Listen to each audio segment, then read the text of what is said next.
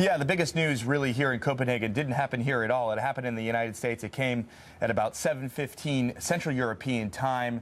The Environmental Protection Agency declaring that carbon dioxide is a health hazard, allowing the Obama administration for the first time ever to regulate carbon emissions, and importantly to do so without support from the U.S. Congress. Keep in mind that the Obama administration has what is called cap and trade. It's climate legislation bogged down in the Senate. Now, the EPA administrator, just before she got on the plane to come here to Copenhagen, made this announcement. What it does effectively, analysts will tell you, is strengthen the United States' hand here, because now the Obama administration can make pledges here in Copenhagen in terms of the United States emissions reductions, and can do so without worrying about whether it will get Congress's support for that or not. That is the big story everyone's discussing here.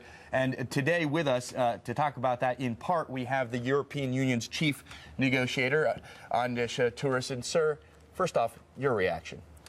Well, of course, I cannot comment on internal U.S. processes, but what is important is, of course, that the United States can deliver an ambitious climate policy. And this obviously goes in that direction. What do you think the likelihood is we'll get a binding deal out of this conference? Well, I think we will get a deal from this conference. Not a binding one. The question is what you mean by binding. Perhaps not the international legally binding outcome that we will hopefully get next year when we continue this process into, let's say, the legally wrapping of the agreement, which we hope that we'll reach here in Copenhagen. It will be binding in a political sense. I know the negotiations have only been going on for one day. We have 9 to go. How would you say they're going? What are you seeing? As foreseen, I would say. What we have heard are the statements of parties yesterday.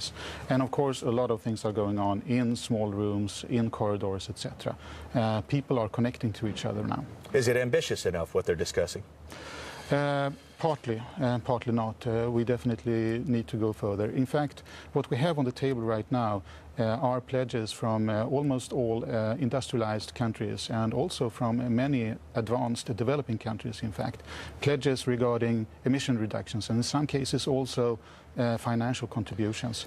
They will not suffice when you add them up together, but it's positive that they are there. Very quickly, we're hearing from a lot of developing countries. They're displeased that the United States is only prepared to cut, at this point, between 3% and 5% from 1990 levels of its emissions. Do you think the United States is going far enough with its cuts? Well, of course, in this time perspective, it's not far enough.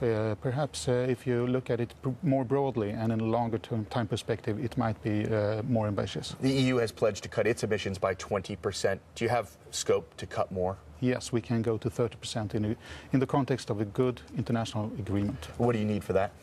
We need contributions from other countries. We need comparable efforts from other countries. Why is that important? Why not just go unilaterally? We need a multilateral approach, because with a multilateral approach we can go further in a more cost-efficient way. We have to go in tandem here, all over the world.